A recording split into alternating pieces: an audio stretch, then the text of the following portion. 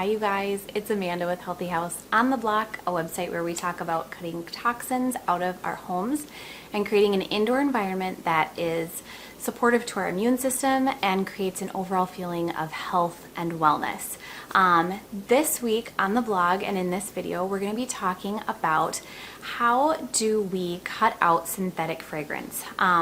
First and foremost, why do we want to cut out synthetic fragrance, and what are some of the pitfalls of using fragrances that are unnatural or man-made? And then I kind of talk about how this even happens. A lot of times we buy products that might say natural scent or that it's lavender, and so we think automatically that it's something healthy for our homes. In actuality, it really isn't. And so I'm going to go through and talk about how this happens when products can say one thing and not necessarily have a natural ingredient. And then I'm going to talk about what can we replace them with. How can we use different products in our home instead of just cutting out all scents or all fragrances? Are there better alternatives? And so I'm going to talk about that in this week's slides.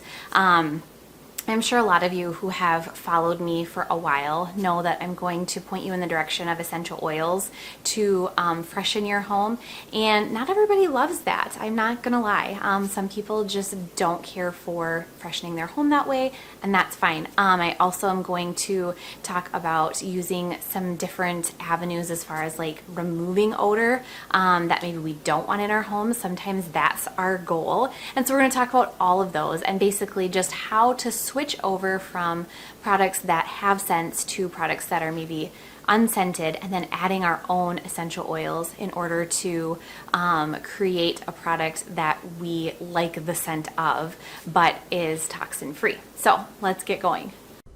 All right, so I'm going to confess to you guys that I used to be like the queen of scented candles and bringing fragrance into my home. I had them everywhere. And you might guess by my title that today I'm going to dive into talking about why it's a good idea to replace these and use essential oils instead. Believe me, I was not all on board with essential oils right away. I kind of liked my candles and scented cleaning products, and it seemed like a really big burden to try and change everything in my house. And to be honest, I really didn't even understand what they were doing to my indoor air. But slowly, as I learned about fragrances and products like shampoo, detergents, perfumes, and cleaners, I started to realize like the vast number of chemicals that I was letting into my home. And I also started to realize that this information is not actually that easy to find. So unless you're looking for what's in a product, you might never know because it's not advertised. So we're going to talk about that a little bit more today. But let's get started. So toxins in fragrance. These are the toxins that are generally in fragrance. They're made up of like 95% of chemicals that are in them come from petroleum products and like a crude oil. So think about that for a minute. The second largest component is phthalates, and it's actually been banned from some plastic toys and kitchenware, but it's still being put in synthetic fragrances. It's been shown to disrupt hormone activity, and then the petroleum-based products have been linked to birth defects, nervous system disorders, and allergies, and even cancer, increased risk of cancer. So many of the synthetic fragrances that are in products are ones that we put on our skin, and so, or they're being like embedded into clothing through like cleaning, and so it's sitting directly on our skin. And when our skin comes in contact with these, it immediately absorbs them. It ends up carrying it through our bloodstream. Airborne toxins that are in fragrances are meant to be like long lasting. That's what the companies want. They want the toxin filled scents not to break down, but they want them to be carried through the air. And so using these in your home means that they're sticking around for a really long time. Babies and children are going to be more susceptible to being burdened by these toxins. And so here's kind of like just a rough list of places that you can find fragrances. Scented candles, dryer sheets, laundry detergent, household cleaners, air fresheners that you use, the wax melt, hand soap, baby wipes, dish soaps, tampons, shampoo, conditioner, kids' toys, and this is just some of them. I mean, even like my kids have dolls that have like scented hair and things like that, and sometimes like the things like slime or putty, they have scents in that. The squishies, they have scents. It's everywhere. So let's talk about why it's never disclosed about the chemicals that are in these fragrances. The U.S. government has imposed a Trade Secret Act that protects companies and manufacturers from disclosing the ingredients that they use to make their scent. Originally, it was an act that was lobbied and created to protect secret formulas made from like flowers and oils. But today, there are no longer natural scents. It's now to protect the company in using the chemicals that they add. And you might wonder kind of why we don't use the flowers and oils anymore. Well, toxic chemicals are much less expensive to use. They also last much longer when it comes to fragrance. And so that's what the companies like to put in them. So let's talk about essential oils. First, I would say, let's opt for something fragrance free at any time that we can. If you want to add fragrances, you can, but do it yourself. So in order to like neutralize the chemical odors, a lot of times manufacturers have to put in chemicals to like then cover up the chemical scent, if that makes sense. You really want to watch out for greenwashing here. We want to avoid terms like free and clear. That's not really like that's not a term that's regulated, and so it doesn't necessarily mean that it's safe and healthy. You can get rid of odors naturally by opening windows, using a vented fan. You can turn on a ceiling fan. I have a link to some charcoal odor absorbing bags that you can reuse over and over in your house. That's a great option, but that would be the first step. And then adding fragrance to your cleaning products if you'd like, or making your own cleaning products. And then I have on the blog this week like a master replacement fragrance list that you can go through and help detox your space.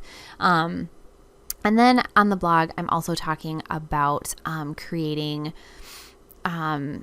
fragrance in your home with essential oils. And these are like my top things to have. This is the diffuser I have. I love it. You can use that to just add some fragrance to your house. You can make your own perfumes with glass rollers. You can use dryer balls instead of scented fabric sheets. And then you can get like little diffusers that are jewelry and add your own essential oils. You can, get these plastic or these glass spray bottles with the silicone sleeves and create your own cleaning products. You want to find certified organic essential oils. I use Plant Therapy, and I have a link to their organic line on my blog.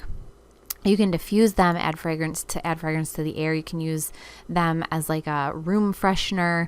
You can add them to unscented products. And then here's like I have a little list of some really good natural air purifying blends. Plant Therapy has their own deodorizing blend. It's kind of like purification from Young Living if you do that. Tea tree is a great one. Rosemary helps purify the air. Lemon, grapefruit, and lemongrass are all great options. And then I have some blends. These are like my top favorite blends. If you're looking for something floral, you want to do lavender, lemon, and rosemary. If you want like a really clean scent, lemon, lime, rosemary, and lavender. And you can see these use those air purifying essential oils. If you want kind of like a natural smell, I would say eucalyptus, frankincense, lemon. And then this is my favorite, citrus, which is grapefruit, rosemary, and peppermint. And then sometimes we want like a more earthy, grounding smell, lavender, cypress, and tea tree. And you can get those all on my blog. And here's that the essential oils that I trust. I always get the organic ones if I can. Some of them, they don't come in like an organic, but a lot of the big ones that you're going to use all the time do. And that's from Plant Therapy. So there you have it, you guys.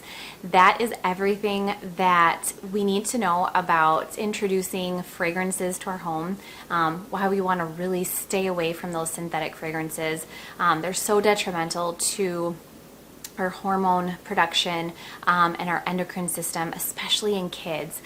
So anytime we can avoid a synthetic fragrance, I really point people in that direction and going that avenue. And believe me, once you start removing these from your home, it gets easier and easier. It's been years since I have purchased things or home products that have scents in them, and doesn't bother me. You know, I was a person who liked scent in everything before, so I will tell you that it does get easier, and it just kind of becomes second nature. If you want links to anything that I mentioned in this week's video, you can scroll down the description, and at the end I have a link to this week's blog post, and you can take a look there to find links to studies, links to products, and if you have any questions, you can always leave a comment here or on the blog. Until next week, I hope you guys have a great week and are well.